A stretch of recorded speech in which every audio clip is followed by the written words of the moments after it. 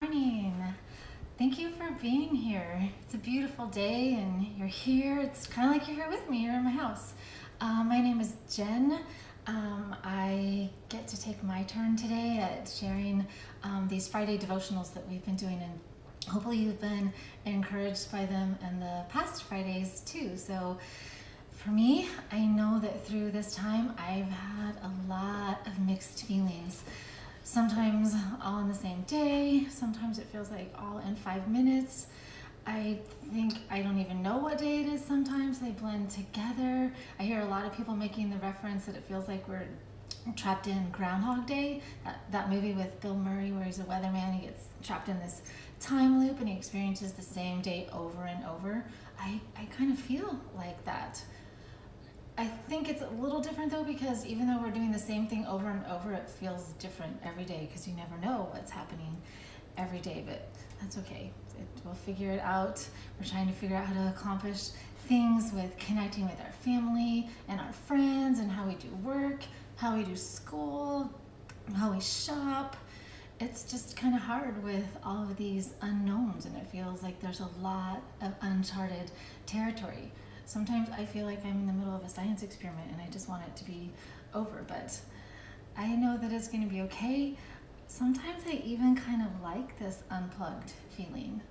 Although when I say that, I guess we're not really unplugged because I think we're all in our devices a lot more. I'm doing this on Zoom right now, and people are meeting through electronic ways instead of being face to face, but I actually miss seeing faces. I think a lot of people are. You can't even see them now because we're all behind masks and you can't see expressions.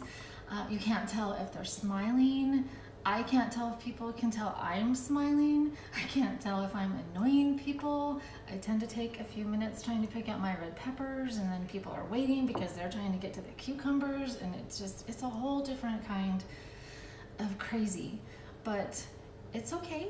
I keep telling myself that there's still a lot of other things that I miss. I miss hugs. Maybe you do too. I actually hear that a lot. Maybe if you're not a hugger, maybe you miss the elbow bumps. I don't know. Maybe you're loving this. Maybe this is your best life, that you don't have to be around people. I really don't know. But I know one of the things that I hear the most is that people miss that connecting because of the social distancing. And I also don't like having to have that awareness of, are you 6 feet away from me? Am I 6 feet away from you? And which direction am I walking in the grocery store? If you know me, you know I struggle with directions anyway. I wonder if the grocery store is even going to have what I need. I wonder if Amazon Prime is actually going to be like Prime, or is it going to be another week? It's just different, and it's hard. My son just had surgery on Wednesday. I just had to drop him off the door, and I didn't get to see him for hours. And I know I'm not alone. I know some of you have had to do that too, and it's really hard. It's a hard, new kind of different. And I know that teachers, you're missing your students. I know parents, you're missing those teachers. But I also know that this is not the first time that something like this has happened. We're not the first people to experience something like this. We might be one of the first people that have the heightened awareness that we have just because of social media and news and those sorts of things. I can't even hardly watch the news. If you ask Drake, he will tell you I'm constantly telling him to turn it off or change the channel. I like to not be aware. I mean, I want to be aware, but I guess I don't like to hear it. But like I said, throughout history, other people have gone through things like this. They've gone through the unexpected and the unasked for and the unwanted change.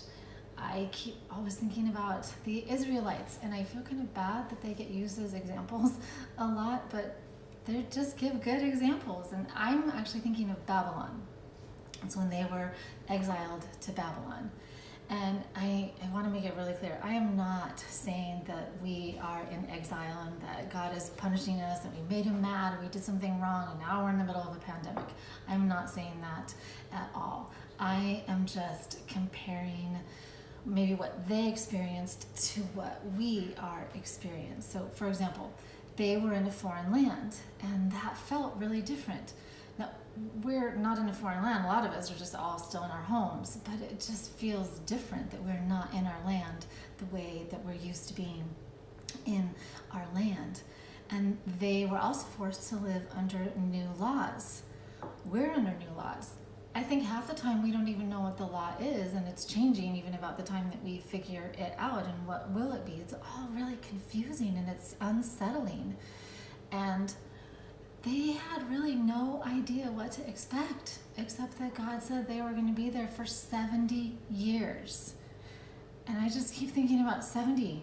That is a long time. And I am not great at math, but I am good enough to know that that meant that some of those people were not leaving Babylon.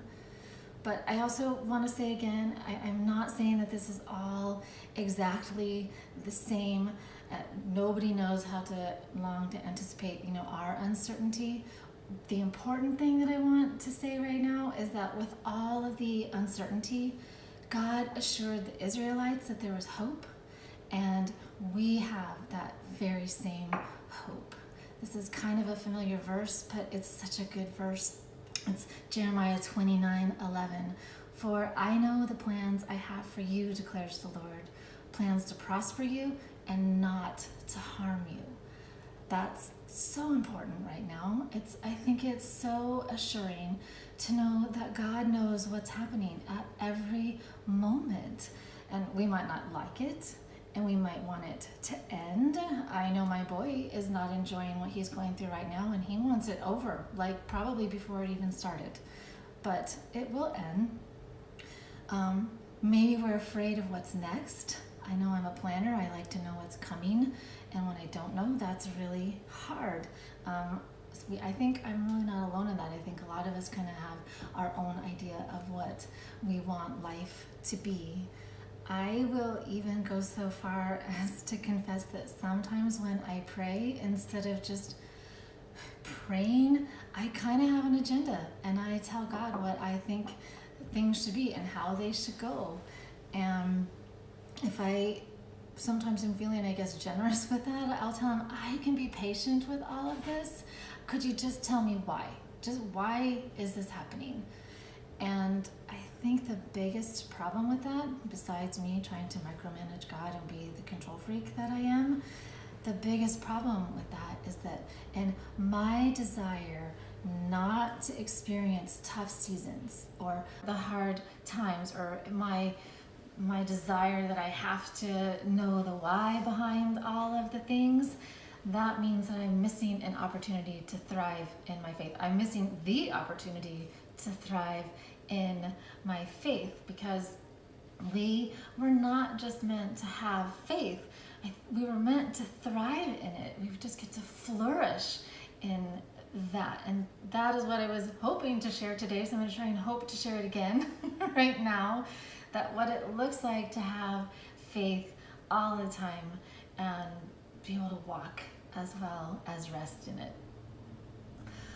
My Bible study is going through Lisa Turker's Bible study called Trustworthy. And something that kind of struck me in that links with all of this, that instead of avoiding hard things or pursuing answers to all of my whys, I need to pursue relying on God every day. And I had to kind of let that set in my head for a minute. But I think what that means is that instead of me pursuing answers, I actually am just supposed to be pursuing my reliance on God. And she used this quote from C.S. Lewis, and it made it pretty clear. The quote says, "Relying on God has to begin all over again every day, as if nothing had yet been done." And I never thought of it like that before. That it has to begin all over again every day. I think that I tend to think about relying on God as this overall concept, but really it's pursuing that reliance, and that is what is going to start to build up a trust, that going to God fresh every day sort of feeling. And I think one way that you can look at that is it's kind of similar to strength training and building up our muscles. We just need to build up our spiritual muscles. So maybe you do CrossFit, or maybe you are a runner, or you swim, or you do other athletic things. I am not athletic, so whatever those things are for you, good job, and keep building up your muscles. Maybe it's something a little bit different, like you're just trying to make healthy food choices. That's hard, and that takes a whole different kind of strength training. I get that too. For me, I just started doing yoga, and I've been doing it for a few months now. It's a lot more since I'm home every day, and I actually like it. My husband's been telling me I should do it for years, and I kept telling him I would hate it, and I don't hate it. So he was right. You were right, babe. But what I'm noticing is that when I am consistent, I actually see changes. Go figure. And when I don't stay consistent, when I slack, I don't see changes. I actually regress, and it takes a lot longer to build that back up, especially when you are my age, but I'm still trying. So it just kind of seems fairly obvious that in staying consistent allows me to experience progress. If I don't show up to my yoga mat, I'm not going to make progress. Or if I choose to eat potato chips or chocolate chips over eating something healthy, like those red peppers that I take so long to pick out, pretty soon I am only going to fit in my yoga pants. And yoga pants are super comfy. I think most girls can at least agree to that, but girls also agree that we need options. So I do want to be able to fit into my jeans. The same is true for how we approach our faith, or how we approach our trust in God. We need to develop our spiritual muscles. And that means that we need to be showing up and looking to Him and looking for Him. And by that I mean you're having time with Him. I call it my Jesus time. But we also need to be actively looking for Him throughout the day. And we need to do this on all of the days, not just the hard ones. I am so guilty of that. When everything is kind of going along fine and like what we think is fine, I kind of have a tendency not to focus on God. Even in my daily time, I don't really focus on my faith the way that I should. And that's just not how it was designed to be. We can't approach our faith. I can't approach my faith as if it's just a part of my life or a little piece of my life. It's not a moment that we have here and there. It's not something that we choose or then don't choose. It needs to become our lives, or in other words, a lifestyle. And I do want to just point one thing out here. I am not saying that yoga has become my life. I'm just saying that, whatever you are doing, for a life, it's a lifestyle improvement, but it's not our whole life. I'm also not saying that you are only going to experience your faith if you're sitting in front of your Bible, or that you have to pray all day long. I do think that there's something to be said about an awareness and kind of talking with God all day long, but you are not only going to have faith if you are sitting right in front of your Bible in that moment. That's not what faith is. What I mean is to experience progress in relying on God, we just need to show up. I need to show up every day. And when we don't, it's like I'm using my faith as an accessory, something that we decide to use or not use. Or maybe we use it in the morning, but we're not using it later in the afternoon, and then we decide to grab it again at night. Faith is designed to be a place to dwell. It's a place that we get to be. Isaiah 26:3 says, "You will keep in perfect peace all who trust in you, all whose thoughts are fixed on you." Isn't that nice? I just love that we get to be in perfect peace when our thoughts are fixed on God. I love that, especially right now with all of these unknowns. And I believe that we can have that. You can have that. I believe that starting each day, like a new day, intentionally deciding to trust God is what brings that kind of peace and hope. That is where we get to dwell in our faith.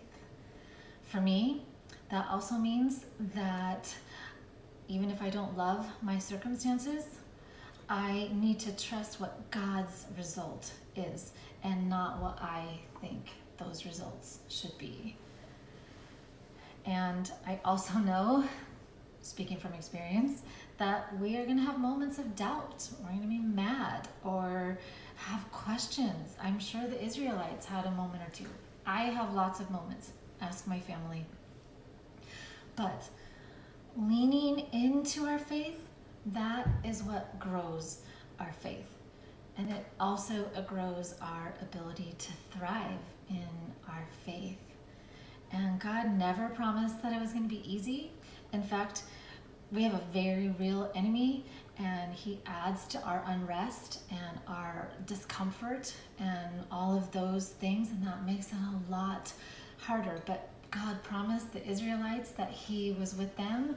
God promises that he is with you, and he is with me, even during change, even during whatever our new normal is going to be.